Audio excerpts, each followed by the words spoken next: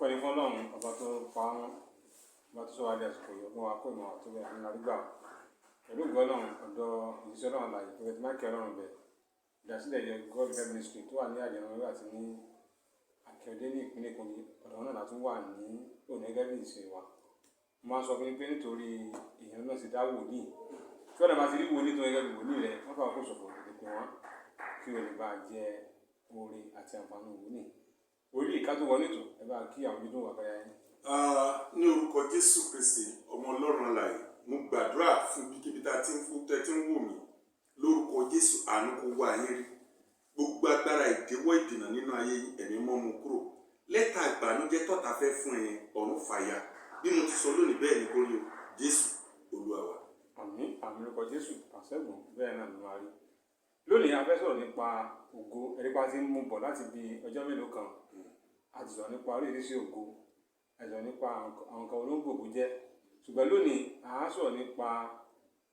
ǹjẹ́ wọ́n lè jí ògo tàbí kí wọ́n yá ògo èèyàn tàbí kí ọmọ ológo rí olórí kan wọ́n á jí ògo èèyàn Ọlọ́run gbogbo mi fún mi pé àwọn ti gbogbo àwọn pé àwọn kan gbogbo òun. Bàbá ibi tí ẹ̀mí gbé mi lọ ibẹ̀ lẹ wá fẹ́ lọ ibẹ̀ gbogbo lẹ́yìn fúnra yín yẹn dá sí pé ẹ̀mí ríran orin yẹn wípé èmi ológo rèé Olúwa gbogbo mi fún mi àwọn kan ti ṣèkà wọ́n ti gbogbo mi fara wọn àwọn kan ti ṣọ̀tẹ̀ wọ́n ti gbogbo mi fọ́mọ wọn èmi ológo rèé Olúwa gbogbo mi fún mi. Kò ní ìdí question mọ́ màá kàn yan nǹkan kan ni màá dẹ̀ sáré lọ sí ìṣẹ̀lẹ̀ kan tó ti ṣẹlẹ̀ kí gbogbo ayé kó fi rí. Now ẹ máa wò ó nígbà kan wọ́n ń pe ẹnìkan ní kí n tó tún padà bọ̀ wọ́n pe ẹnìkan ní bàbá olómi now ní Nàìjíríà yìí lẹ́kọ̀ọ́ Felix lọ́gbàmbẹ́ yìí. Tẹ́ ẹ bá wo orú ọ̀rọ̀ yẹn èmi tí mò ń jẹ́ bàbá olómi ni kò ń ṣe Felix. Mo ti sọ̀rọ̀ dáadáa lẹ́nu LTV MITV nínú tẹ́lì nígbà tó wà láyé ó ti kú ń sìn yàn kò yẹ ń sìn bẹ̀tì ń tó fàárì èmi pẹ̀lú òun kọ́ṣẹ́ lọ́dọ̀ young blizzard lókè dúdè kó tó padà dé máa ṣọ lọ́kadà lọ́gbà nípò ìṣọ lọ́kadà èmi ti wà gẹ́gẹ́ bí wòlíì mọ́mì mi ló ní ṣọ́ọ̀ṣì bẹ̀tẹ̀ mi ní wòlíì mọ́mì mi ní kérúbà sẹ́ráfù náà ó wá jọyìn wa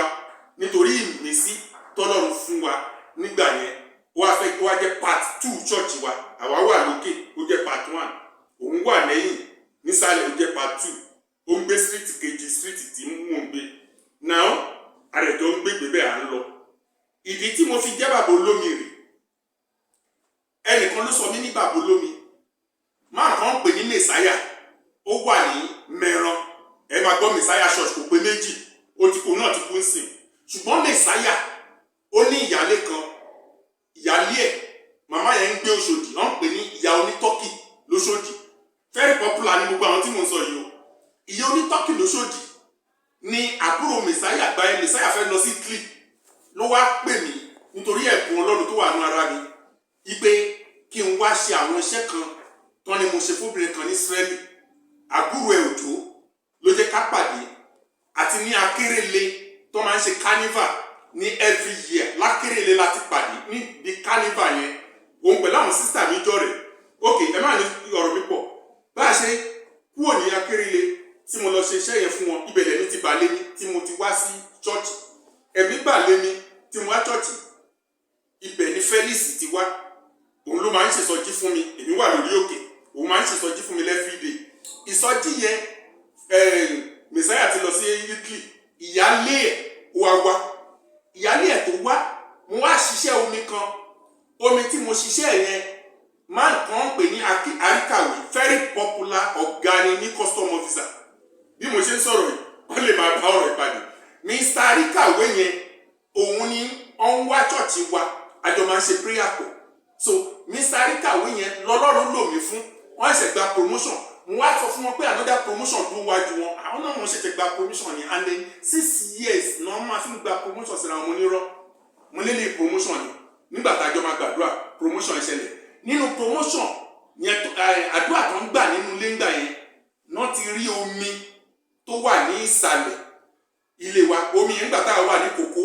náà ti ń fomi yẹn wẹ̀ fún wa omi yẹn la lọ tún ṣe máa yẹn ló sanwó steps tó dé torí sàlẹ̀ níbẹ̀ yẹn síbi tá à ń gbé wọ́n wá pọn omi yẹn sókè omi yẹn náà pọn sókè tí mò ń kọwọ́ bọ̀ ní ibẹ̀ yẹn tí mo fi ń gbàdúrà omi yẹn lajú afọ́jú lọ́dún náà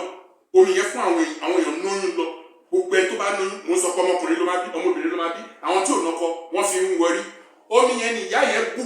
ìyá lé mìsáyà ló bù lọ sóṣòdì ló wá ń tà ní ṣíbí kọ̀ọ̀kan 50 naira fáwọn tó ń ta tọ́kì fún lójú orin tó máa ń tò rẹpẹtẹ yẹn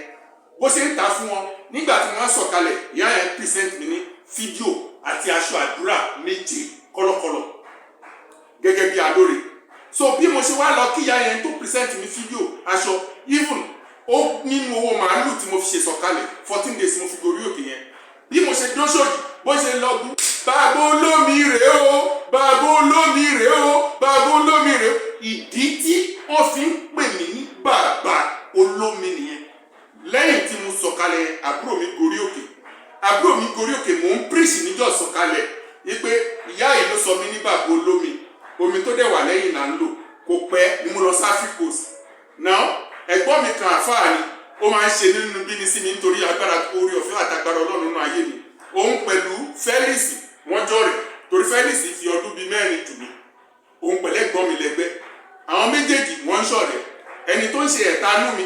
àti òun àwọn méjèèjì fọwọ́pọ̀ òun lọ sọ́dọ̀ Gbénga òun wá lọ gbẹ́ omi ó gbẹ́ omi ní Gbénga tó ti kú Gbénga Adébóyè ó lọ sọ́dọ̀ Gbénga Adébóyè lójoojú lọ́fíìsì ẹ̀ Gbénga wá gbé sínú kíní pé omi yẹn ó ń wòsàn ó ń gbàlà meanwhile omi tá a gbẹ́ gangan tó jó omi tó ń sun jáde òun ló wà lọ́dọ̀ tiwa gbogbo ibi tó kọ́lé sínsìn yẹn àwa la ni mọ́mì mi lónìí mọ́mì ẹ̀gbọ́n mi ló ta ilẹ̀ fún àtàbúrò mi òun ló talẹ̀ fún àwọn náà ta ibẹ̀ yẹn fún ibẹ̀ yẹn lárí kàwé lálà wípé mo máa fi kọ́ church báwọn òyìnbó máa sọ̀kalẹ̀ wá wọ́n máa fi kọ́ church acres níbẹ̀ màmá mi ló ti ra tipẹ́tipẹ́ so ẹ̀gbọ́n mi àti ìgbà tó máa ṣe gbogbo kí ni yẹn lọ tẹ bá wo ọ̀nà yẹn ògo yẹn ó dàbí pọ́n jí ni ó tún wá ń pèrè is love ó kọ sínú business card ẹ̀ is love